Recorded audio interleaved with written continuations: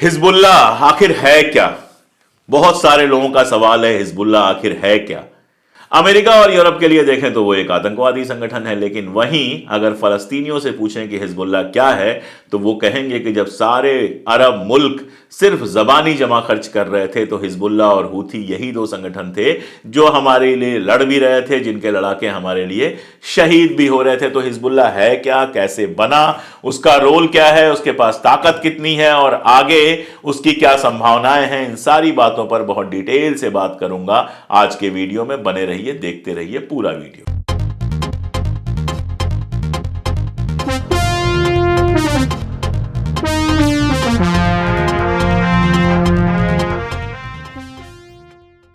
नमस्कार, मैं अशोक कुमार पांडे, टीसीएच पर एक बार फिर से आपका स्वागत है। हिजबुल्लाह का नाम बहुत सुना गया इधर। ऐसा नहीं है कि हिजबुल्लाह नया नया एक्टिव हुआ है, हिजबुल्लाह ने पहले भी बहुत सारे कारनामे किए हैं जिनको आप सही भी कह सकते हैं, गलत भी कह सकते हैं। यह इस पर डिपेंड करता है कि आप कहां खड़े हैं। लेकिन हिजबुल्लाह है क्या, इसके बारे में बहुत कम लोगों को पता है। बहुत सारे लोगों ने, जब मैं फलस्तीन इजराइल पर वीडियोस अपडेट करता हूं तो उस पर लगातार कमेंट्स आते हैं और आराम से बैठ के मैं कमेंट देखता हूं। पहली बात तो ये कि आप लोग बहुत दिल से कमेंट करते हैं, उसके लिए बहुत शुक्रिया। दूसरा ये कि कई लोगों ने कहा, मैंने हूथी के बारे में जब डिटेल में बताया था तो कई लोगों ने कहा कि हिजबुल्लाह के बारे में भी थोड़ा डिटेल में बताइए कि आखिर ये हिजबुल्लाह है क्या, ये कैसे पैदा हुआ, किस तरह से ऑपरेट करता है और ऐसी कौन सी ताकत है जिससे इजराइल और अमेरिका दोनों घबराते हैं। जी, इजराइल की एक रिपोर्ट के बारे में मैं बता चुका हूं आपको, जिस रिपोर्ट में यह कहा गया था कि अगर इजराइल लेबनान के साथ, या यूं कहें कि हिजबुल्लाह के साथ फुल स्केल वार पे जाता है तो ये मैड होगा। मैड मतलब पागल तो होता है, लेकिन यहां मैड का मतलब होगा म्यूचुअली एश्योर्ड डिस्ट्रक्शन, यानी लेबनान तो तबाह हो जाएगा। इसमें कोई दो राय नहीं है कि इजराइल के साथ अगर फुल स्केल वार होता है तो लेबनान तो तबाह होगा, लेकिन साथ साथ इजराइल के अपने वजूद पे भी संकट पैदा हो जाएगा, इजराइल भी तबाह हो जाएगा। इसके पहले भी एक रिपोर्ट आई थी जिसमें कहा गया था, और ये दोनों रिपोर्ट इजराइल की ही रिपोर्ट है, कहीं बाहर से रिपोर्ट नहीं आई थी, इजराइल के ही अपने अखबारों में छपी थी, इजराइल के अपने लोगों की रिपोर्ट है, जिसमें यह कहा गया था कि अगर इजराइल के साथ फुल स्केल वार होता है तो उससे तबाही होगी। अब जब से इजराइल और हमास की लड़ाई शुरू हुई है, हमास ने 7 अक्टूबर को हमला किया और उसके बाद इजराइल ने जिस तरह की तबाही फैलाई और इजराइल के अपने लोग भी मारे जा रहे हैं, तब से दो ताकतें ऐसी हैं, हिजबुल्लाह और हूथी, जिन्होंने अपनी जंग छेड़ी हुई है इजराइल के खिलाफ। बाकी अरब मुल्क तो ठीक है, कभी एक कदम आगे बढ़ते हैं, कभी दो कदम पीछे चले जाते हैं, इंटरनेशनल कोर्ट ऑफ जस्टिस में जाते हैं तो अलग बात करते हैं, मंच पे अलग बात करते हैं, लेकिन अंदर अंदर इजराइल को रास्ता भी देते हैं। हूथी ने जब रेड सी रोका हुआ है तो रास्ता दे देते हैं यूएई जैसे देश या सऊदी अरबिया जैसे देश। आर्दोगन लगातार अपना व्यापार जारी रखा हुआ था, अब जाके उसका बयान आया है कि हम इजराइल के साथ जो मेरे तिजारती रिश्ते हैं वो खत्म कर रहे हैं। तो ये बाकी अरब मुल्कों का तो आगे पीछे होता रहता है, लेकिन ये दो जो संगठन हैं, हूथी और हिजबुल्लाह, हूथी यानी यमन का और हिजबुल्लाह यानी कि लेबनान का, ये दो संगठन जो हैं लगातार अपनी जंग जारी रखे हुए हैं। हूथी का जो सारा मामला है वो रेड सी का मामला है, लेकिन हिजबुल्लाह से इजराइल की सीधी लड़ाई है। जो नॉर्दर्न बॉर्डर है इजराइल का, उत्तरी बॉर्डर है, वो मिलता है हिजबुल्लाह से, और लगातार इधर से हिजबुल्लाह बम फेंक रहा है, रॉकेट फेंक रहा है, उधर से इजराइल लगातार रॉकेट फेंक रहा है, दोनों तरफ लोग मारे जा रहे हैं। नॉर्दर्न इजराइल लगभग खाली पड़ा हुआ है, ज्यादातर लोग नॉर्दर्न इजराइल छोड़कर चले गए हैं। लगातार इजराइल कह रहा है उनको लौटने को, लेकिन कहा यह जा रहा है कि 1.5 से 2 लाख लोग लौटने को तैयार नहीं है, जिससे आप अंदाजा लगा सकते हैं कि नॉर्दर्न इजराइल में किस तरह की लड़ाई चल रही है। अब ऐसी कौन सी ताकत है हिजबुल्लाह जिससे इजराइल को जंग करने से अमेरिका भी रोकता है? अमेरिका का भी बाकायदा बयान आया था जिसमें उसने कहा था कि इजराइल को लेबनान के साथ फुल स्केल वॉर पे नहीं जाना चाहिए। तो ये बिल्कुल एक सवाल उठता है मन में कि आखिर हिजबुल्लाह है कौन, इतना ताकतवर कैसे है? लेबनान जैसा मुल्क जो लगातार सिविल वार में उलझा रहा, वहां से ऑपरेट करता है, गवर्नमेंट फोर्स नहीं है, प्राइवेट मिलिशिया है, लेकिन लेबनान गवर्नमेंट का पूरा समर्थन इसको रहता है, इलेक्शंस में भी हिस्सा लेता है। इसलिए मैंने सोचा कि थोड़ा सा उस इलाके के इतिहास और हिजबुल्लाह के अपने इतिहास के बारे में मैं आपको बता दूं। सबसे पहले जानना यह जरूरी है कि 1943 1943 में 23 साल तक फ्रांस का गुलाम रहने के बाद लेबनान को आजादी मिली थी। यानी कि 1943 में लेबनान को आजादी मिली थी फ्रांस के साथ। और उस समय जो इसके लीडर्स थे उन्होंने एक पैक्ट साइन किया था, एक समझौता साइन किया था, जिसको पॉलिटिकल एग्रीमेंट कहा गया, राजनैतिक समझौता किया गया। अब वहां 3 ऐसे समुदाय हैं जो है वहां पर। सबसे पहले तो सुन्नी मुसलमान हैं, उसके बाद वहां पर क्रिश्चियन हैं, और तीसरे वहां पर शिया मुसलमान हैं। तो पावर डिस्ट्रीब्यूशन कुछ इस तरह से किया गया कि प्राइम मिनिस्टर जो होगा, प्रधानमंत्री जो होगा, वो होगा सुन्नी मुसलमान। जो प्रेसिडेंट होगा वो होगा मैरोनाइट क्रिश्चियन यानी कि ईसाई। और पार्लियामेंट का जो स्पीकर होगा, पार्लियामेंट का जो हेड होगा, वो होगा शिया मुसलमान। यानी कि 3 जो अलग अलग फिरके वहां पर थे, उन फिरकों के बीच में पावर का बंटवारा हुआ। यह हुआ 1943 में। अब 3 ग्रुप थे तो तीनों के बीच में टेंशन तो चलती ही रहती थी, और इन टेंशंस का फायदा उठाकर इजराइल ने लगातार 1980s में लेबनान के ऊपर हमला किया। 1982 में एक बड़ा हमला हुआ था। इस हमले का एक और कारण था। जो फिलिस्तीन लिबरेशन ऑर्गेनाइजेशन था, Palestine liberation organisation, Yasser Arafat के नाम से आप सब लोग जानते हैं, पहले उसका हेडक्वार्टर था जॉर्डन में। लेकिन जॉर्डन के जो किंग थे उनके साथ विवाद हुआ, तो वहां से हेडक्वार्टर ले गया लेबनान। अब लेबनान के बॉर्डर पे फिलिस्तीन का हेडक्वार्टर था, जहां से वो लगातार इजराइल के ऊपर हमले भी करते थे। और उधर लेबनान में आपस में लड़ाइयां चल रही थी, तो इजराइल को यह लगा कि हम आराम से लेबनान के अंदर घुस के फलस्तीन को या फलस्तीन लिबरेशन ऑर्गेनाइजेशन को नुकसान पहुंचा सकते हैं। तो 1982 में वहां पर एक बड़ी लड़ाई हुई थी फलस्तीनी गुर्रिल्ला जो फाइटर्स थे उनके और इजराइल के बीच में। ये वो दौर था जब लेबनान के अंदर एक सिविल वार जैसी सिचुएशन बनी हुई थी। आमतौर पे माना जाता है 1975 से लेके 1990 यानी 1943 में ये आजाद होते हैं, और 1975 में 1975 में वहां पर एक सिविल वार चलता है जो अगले 25 साल तक चलता रहता है। इसमें खास तौर पे शिया सुन्नियों के बीच में लड़ाई, और उसमें क्रिश्चियंस भी शामिल थे।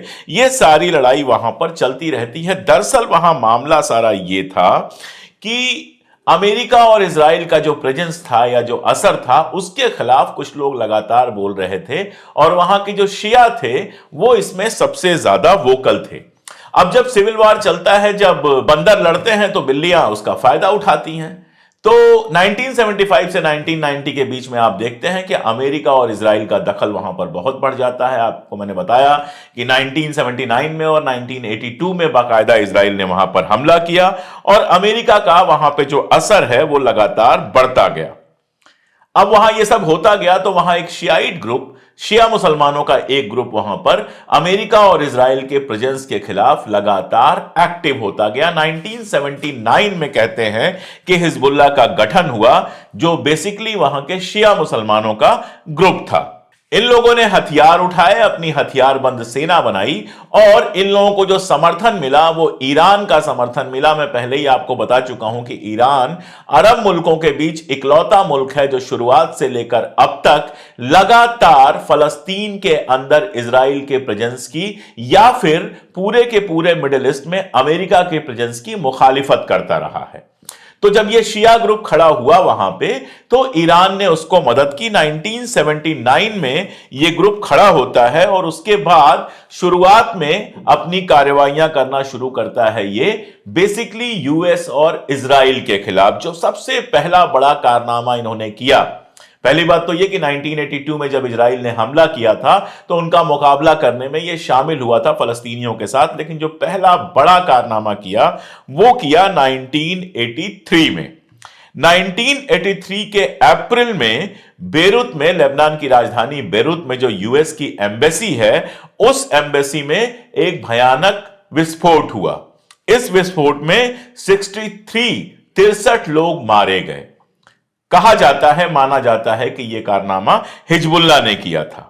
और इसके तुरंत बाद अक्टूबर में फिर एक हमला होता है, जो यूएस और फ्रेंच जो ट्रूप्स थे, यूएस और फ्रेंच सेनाएं जहां पर रहती थी, जहां उनका घर बनाया गया था, वहां पर एक बड़ा हमला हुआ, और यह बेहद बड़ा हमला था जिसमें 305 लोग मारे गए। इन दोनों की जिम्मेदारी कहा यह जाता है कि हिजबुल्लाह जो है इन दोनों के पीछे था। यानी कि 1983 आते आते हम देखते हैं कि हिजबुल्लाह लेबनान के अंदर इतना मजबूत हो गया था कि उसने अप्रैल में यूएस एम्बेसी में बम विस्फोट किया और अक्टूबर में जिन इलाकों में फ्रांस और अमेरिका के सैनिक रहते थे वहां पर इन्होंने हमला किया और 305 लोगों को मार डाला। असल में हिजबुल्लाह जब बना तो बहुत शुरुआत से उनके एजेंडे में यह शामिल था कि वो यूएस और इजराइल के खिलाफ हैं।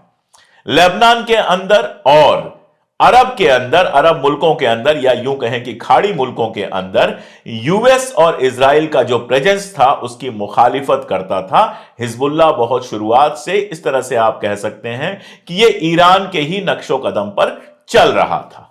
1984 में एक और बम विस्फोट होता है जिसमें यूएस एम्बेसी से जुड़े हुए काफी लोग मारे जाते हैं और उस समय तक ये हिजबुल्लाह का नाम धीरे धीरे पूरी दुनिया में लोग जानना और कम से कम अरब दुनिया में हिजबुल्लाह का नाम धीरे धीरे जानने लगे थे लोग। 1985 में हिजबुल्लाह ने पहली बार अपना एक मैनिफेस्टो जारी किया। ये जो मैनिफेस्टो था ये इस्लामिक वैल्यूज की बात करता था और जैसे मैंने बताया कि ये पूरी तरह से इजराइल और अमेरिका के खिलाफ ये पूरा का पूरा मामला था। तो पहली बार 1985 में हिजबुल्लाह अपना एक बाकायदा जारी करता है अपना डिटेल कि हम क्या हैं, कौन हैं, कैसे हैं और हम क्या करना चाहते हैं मैनिफेस्टो। और उसमें यह बताता है कि हम यूएस और इजराइल के बिल्कुल खिलाफ हैं और लेबनान के अंदर ईरान की तरह से हम शासन स्थापित करना चाहते हैं, व्यवस्था स्थापित करना चाहते हैं। 1989 एक इंपॉर्टेंट साल है लेबनान के इतिहास में, जब वहां के जो अलग अलग पॉलिटिकल ग्रुप्स थे उन्होंने ये तय किया कि अब अपना सिविल वार हम खत्म करते हैं।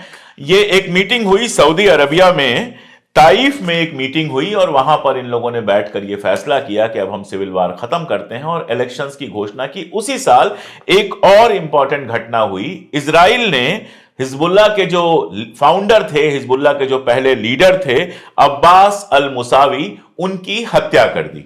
उसकी हत्या करने के बाद हिजबुल्लाह का दारोमदार जो है वो आता है हसन नसरल्लाह के पास जो उसके सेक्रेटरी जनरल बनते हैं और सेक्रेटरी जनरल बनने के बाद 1992 में वो सेक्रेटरी जनरल बनते हैं और 1992 में उनके सेक्रेटरी जनरल बनने के बाद से लेके अभी तक वही हिजबुल्लाह के सर्वे सर्वा हैं। हिजबुल्लाह का पूरा दारोमदार उनके ऊपर है, वो हिजबुल्लाह के सबसे बड़े नेता माने जाते हैं। अब ये जो समझौता हुआ था 1989 में, उसके बाद हुआ इलेक्शन और इन इलेक्शंस में हिजबुल्लाह ने हिस्सा लिया और उसमें 8 सीटें जीती, यानी कि जनता के बीच में भी हिजबुल्लाह ठीक ठाक पॉपुलर हो चुका था। असल में ये जो एग्रीमेंट हुआ था वो हिजबुल्लाह के लिए बहुत फायदेमंद था। ये जो पॉलिटिकल लोगों में एग्रीमेंट हुआ था वो हिजबुल्लाह के लिए बहुत फायदेमंद था। पार्लियामेंट्री सिस्टम बनाने की बात हुई, इलेक्शन की बात हुई, वो तो मैंने आपको बताया। साथ में इसमें एक बड़ा मजेदार नुक्ता था, वो ये कि जितनी भी वहां पे प्राइवेट मिलिशिया थी, यानी जिनको आप कह सकते हैं जितनी भी ऐसे संगठन थे जिनके हाथों में हथियार थे, उन सबको तो बैन कर दिया गया, लेकिन हिजबुल्लाह को बनाए रखा गया। कारण क्या था? कारण यह था कि लेबनान के पास अपनी सेना तब तक बहुत कायदे से तैयार नहीं थी। अब भी वहां की सिक्योरिटी की जिम्मेदारी हिजबुल्लाह को ही है और हिजबुल्लाह के पास एक बेहद मजबूत पूरे लेबनान में असर रखने वाली सेना थी। इसलिए हिजबुल्लाह को आप कह सकते हैं कि एक एक्स्ट्रा टेरिटोरियल या एक्स्ट्रा गवर्नमेंट पावर दिया गया। वो प्राइवेट मिलिशिया तो थी, लेकिन इकलौती प्राइवेट मिलिशिया वो रह गई लेबनान के अंदर जिसके पास अपनी सेना थी, जिसके पास अपनी आर्मी थी और जिसकी अपनी पॉलिटिकल पार्टी थी। सोशल वर्क में भी हिजबुल्लाह काफी काम कर रहे थे। कई सारे स्कूल खुलवाए, कई सारे कॉलेज वहां खुलवाए हैं, मदरसे खुलवाए हुए हैं, मस्जिदें बनवाई हुई हैं, यानी सामाजिक सेवा के क्षेत्र में भी उन लोगों ने काफी काम किया। तो लेबनान की सोसाइटी और पॉलिटिक्स दोनों में हिजबुल्लाह का असर लगातार बढ़ता जाता है और जैसा मैंने बताया कि जब वहां इलेक्शन हुआ तो 8 सीटें वो जीतते हैं। लेकिन 1997 में अमेरिका ने इनको एक आतंकवादी संगठन करार दिया। अमेरिका ने बाकायदा डेजिग्नेट किया कि हिजबुल्लाह जो है वो एक आतंकवादी संगठन है। दरअसल 1994 में एक घटना हुई थी कि लंदन में जो इजराइल की एम्बेसी है वहां पे कार बॉम्बिंग हुई थी, और ऐसे ही ब्यूनस आयर्स में जो ज्यू लोगों का जो कम्युनिटी सेंटर है, ज्यूइश कम्युनिटी सेंटर है, उसके बाहर भी बमबारी हुई थी, विस्फोट हुआ था जिसमें काफी लोग मारे गए थे। अब इन दो घटनाओं में लंदन में इजराइल की एम्बेसी और ब्यूनस आयर्स में ज्यू कन्वेंशन सेंटर के बाहर जो हमले हुए थे, इसका आरोप लगाया गया हिजबुल्लाह के ऊपर, और उसके बाद 1997 में अमेरिका ने बाकायदा डेजिग्नेट कर दिया कि हिजबुल्लाह जो है वो एक आतंकवादी संगठन है। लेकिन हिजबुल्लाह ने अपनी शुरुआत से बहुत क्लियर किया था। मैंने बताया कि उन्होंने अपना मैनिफेस्टो जारी किया था, और उस मैनिफेस्टो में बाकायदा यह लिखा था कि हम इजराइल और अमेरिका के खिलाफ हैं, और लेबनान में उसको मान्यता प्राप्त थी। लेबनान में जो उसका मिलिशिया था वो लीगल था, तो वो अपनी कार्रवाइयां लगातार करता रहा। 2005 में एक बड़ी घटना घटी। लेबनान के जो प्राइम मिनिस्टर थे रफीक हरीरी, उनकी हत्या हो गई। अब रफीक हरीरी की जो हत्या हुई उसकी जिम्मेदारी दी गई सीरिया को, मतलब सीरिया के ऊपर आरोप लगाया गया कि उन्होंने लेबनान के प्राइम मिनिस्टर रफीक हरारी की हत्या कर दी है, जिसके बाद सीरिया में सडन रिवॉल्यूशन शुरू हो जाता है। अब एक यूएन डेलीगेशन ने, एक यूएन ट्रिब्यूनल ने बाद में यह आरोप लगाया कि हिजबुल्लाह ने हरीरी को मारा है, लेकिन हिजबुल्लाह के ऊपर ऐसे कई आरोप लगे हैं जो बाद में गलत साबित हुए। यह आरोप भी कभी साबित नहीं हुआ, सिर्फ आरोप लगाया गया। 2006 में इजराइल के साथ इसकी दूसरी मुठभेड़ होती है, जिसमें 2 इजरायली सैनिकों को हिजबुल्लाह ने उठा लिया, जिसके बाद लंबी लड़ाई चली, जिसमें लेबनान के लोग भी मारे गए काफी संख्या में, और काफी संख्या में इजराइल के लोग भी मारे गए। 3 साल बाद 2009 में हिजबुल्लाह ने अपना एक नया मैनिफेस्टो जारी किया। यह थोड़ा लेस इस्लामिक था, जैसे पहले मैनिफेस्टो में बहुत ज्यादा इस्लामिक टर्मिनोलॉजी यूज की गई थी। इसमें इस्लामिक चीजों पर जो जोर था वो थोड़ा कम किया गया, और उसके बाद यह कहा गया कि जो डेमोक्रेटिक प्रोसेस है देश के अंदर जो लोकतांत्रिक प्रक्रिया चल रही है, उसमें हम हिस्सा लेंगे। 2011 में आप जानते हैं सीरिया में सिविल वार शुरू हो गया, और इस सिविल वार में लेबनान ने अपनी भूमिका निभाई।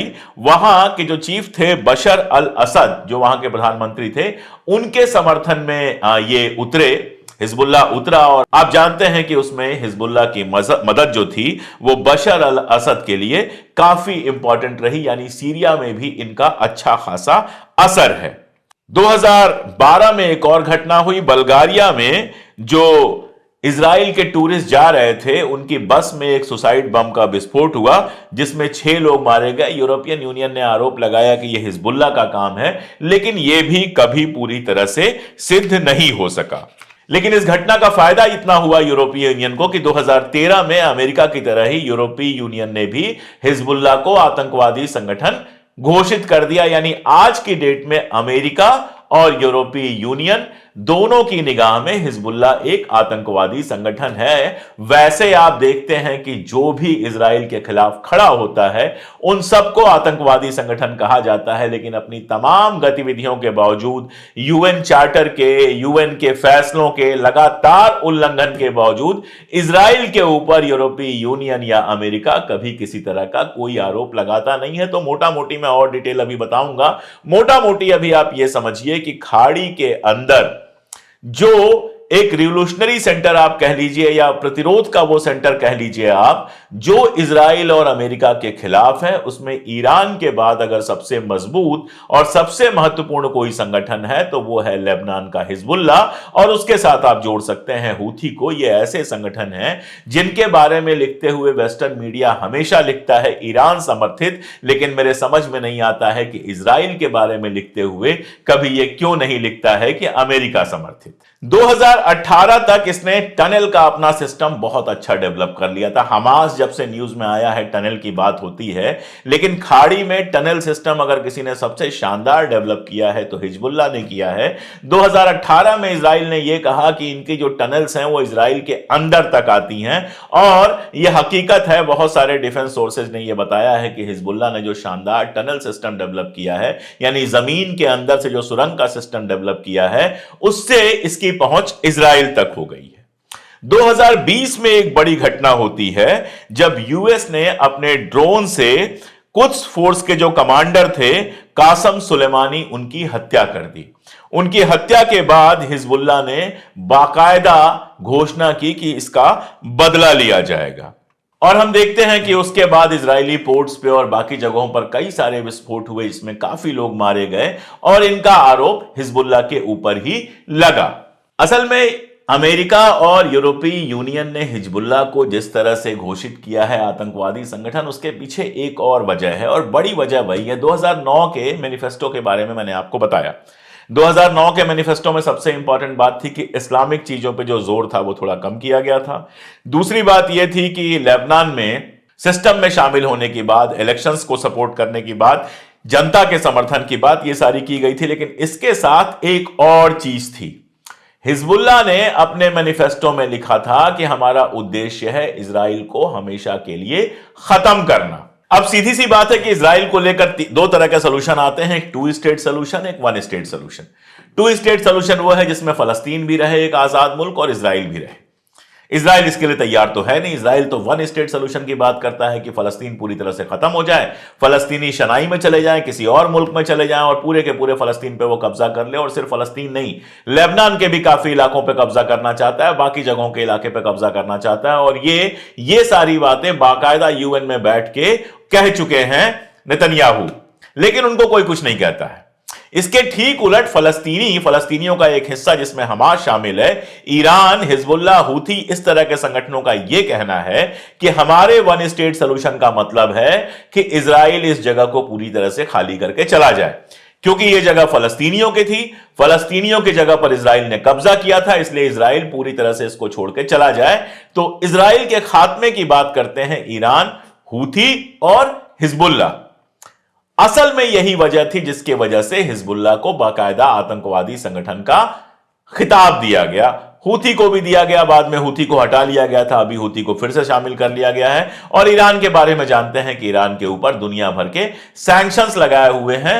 इसलिए ईरान, हूथी, हिजबुल्लाह, इन सबको पश्चिम और जो अमेरिका है वो अपने दुश्मन की तरह ट्रीट करता है, क्योंकि ये इजराइल के वजूद से इंकार करते हैं। देयर इज नो इजराइल कहते हैं कि इजराइल ने फलस्तीन की जमीन पर अवैध तरीके से, इल्लीगल तरीके से कब्जा किया हुआ है। और शायद यही वजह है कि सऊदी अरबिया हो, यूएई हो या इस तरह के तमाम अरब मुल्क जो हैं वो भी इनको दुश्मन की तरह ही ट्रीट करते हैं। आप अगर देखेंगे तो ईरान के साथ जिस तरह का रिश्ता है, हालांकि इधर के वक्त में देखा यह जा रहा है कि जैसे जैसे चाइना और रशिया का असर बढ़ रहा है मिडिल ईस्ट में, वैसे वैसे अरब के कई मुल्कों के साथ ईरान के भी ट्रेड रिलेशंस और ये सारा कुछ बन रहा है। लेकिन लंबे वक्त तक आप जानते हैं हूथी से लड़ता रहा सऊदी अरबिया, हिजबुल्लाह को लेकर भी जॉर्डन और बाकी मुल्कों के अंदर दुश्मनाना रुख अपनाया गया। और सीरिया के अंदर जिस तरह से मदद की हिजबुल्लाह ने असद की, बल्कि एक वक्त तो यह था कि सीरिया में जब खाने का संकट हो गया था तो हिजबुल्लाह ने ही ईरान से अनाज मंगवाया था सीरिया के लिए, जबकि उस समय ईरान के ऊपर यह प्रतिबंध लगा हुआ था, सैंक्शन लगा हुआ था कि वो किसी को एक्सपोर्ट नहीं कर सकता। तो उसका उल्लंघन करके सीरिया में वो अनाज मंगा के सीरिया के लोगों को भूखमरी से बचाया था हिजबुल्लाह ने। और सीरिया में जो असद की रेजीम है, जो असद वहां है प्रधानमंत्री, उनका पूरा सपोर्ट हिजबुल्लाह को है और उनको पूरा सपोर्ट हिजबुल्लाह का है। तो स्टेट प्लेयर ना होते हुए भी, राज्य का हिस्सा ना होते हुए भी, हिजबुल्लाह जो है वो लेबनान की आप कह सकते हैं कि एक तरह की सेना है। इसीलिए लेबनान के प्रधानमंत्री से एक बार पूछा गया अभी हाल में कि क्या आप हिजबुल्लाह के ऊपर बैन लगाएंगे, तो उन्होंने कहा फिर लेबनान की रक्षा कौन करेगा। तो आप हिजबुल्लाह को जो चाहे कहते रहें, अमेरिका यूरोप जो चाहे कहते रहें, इजराइल जो भी कहता रहे, 3 चीजें हैं जो मैंने आपको बताने की कोशिश की। पहली बात तो यह कि हिजबुल्लाह का जो जन्म है वो लेबनान में जिस तरह का सिविल वार चल रहा था उसमें हुआ था। उसके बाद लेबनान को ऑफिशियली रिकॉग्नाइज किया गया, यह कहा गया कि लेबनान के अंदर जब समझौता हुआ तो यह कहा गया कि लेबनान के अंदर आप हथियार रख सकते हैं, इकलौती मिलिशिया है जो हथियार रख सकती है। इजराइल और यूएस के ये खिलाफ हैं, इजराइल के वजूद से ये पूरी तरह से इंकार करते हैं और इसीलिए अमेरिका और जो यूरोप हैं वो लगातार हिजबुल्लाह को आतंकवादी संगठन कहते हैं। लेकिन हकीकत यह है कि इजराइल जिस तरह से इलीगल तरीके से फलस्तीन को कब्जा किया हुआ है, जिसके बारे में आईसीजे भी कह रहा है कि नरसंहार वहां हो सकता है, जिस पर जवाब मांगा गया था, क्या जवाब दिया इजराइल ने अभी नहीं पता। वैसे में हिजबुल्लाह और हूथी ने जिस तरह से दबाव बनाया है इजराइल के ऊपर, वो इकलौता कारण है कि इजराइल समझौते के बारे में थोड़ा बहुत सोच रहा है। अगर हूथी, हिजबुल्लाह और ईरान का दबाव नहीं होता तो अरब में जाने कौन कौन से हिस्से अभी तक वो कब्जा कर चुका होता। तो ये थी हिजबुल्लाह की कहानी, जिसको अरब क्षेत्र में सबसे जांबाज मिलिशिया माना जाता है, कहा जाता है हसन नसरुल्लाह से ज्यादा हिम्मती आदमी वहां कोई नहीं है। और शिया संगठन होने के बावजूद वहां पर शिया सुन्नी विवादों में पड़ने की जगह अमेरिका और इजराइल को वो अपना दुश्मन मानते हैं और अपनी जंग जारी रखे हुए हैं। जब मैं ये वीडियो बना रहा हूं तो इजराइल के साथ उनकी जंग लगातार चल रही है, हालांकि अमेरिका का भी कहना है और इजराइल के अंदर से भी यह आवाज है कि यह जंग फुल स्केल पे नहीं जानी चाहिए। मैं भी नहीं चाहूंगा, दुनिया में कोई नहीं चाहेगा कि हिजबुल्लाह और इजराइल के बीच जंग या कोई भी नई जंग और बड़ी हो, क्योंकि जंग में हमेशा नुकसान ही होता है, इंसानियत का नुकसान होता है। लेकिन इजराइल जिस तरह से उस इलाके में अपनी दादागिरी करता है, उसको थोड़ा बहुत रोकने में हिजबुल्लाह का जो रोल है उसको समझना चाहिए। और यह भी समझना चाहिए कि हिजबुल्लाह ने साफ कहा हुआ है कि अगर हमास समझौते के लिए हां कर देता है, अगर इजराइल फलस्तीन के ऊपर हमला करना बंद कर देता है, तो हम भी हमला करना बंद कर देंगे। तो ये थी हिजबुल्लाह की कहानी। मुझे लगा कि डिटेल में थोड़ा आप लोगों को बता दूं, ताकि जब भी हिजबुल्लाह का नाम आए आपको उसका इतिहास पता हो, उसके बारे में पता हो। अगर आपको लगता है कि ये जो कोशिशें हम कर रहे हैं, जो अपडेट्स लगातार कर रहे हैं, वो काम के हैं, तो हमसे जुड़िए। बहुत शुक्रिया।